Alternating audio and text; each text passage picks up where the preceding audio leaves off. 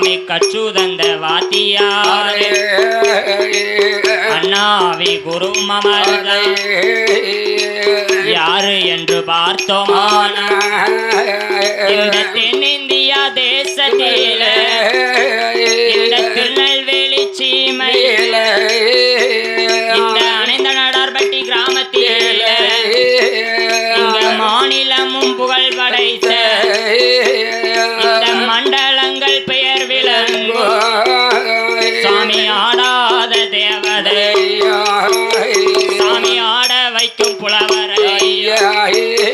சாமி பாடாத தேவதை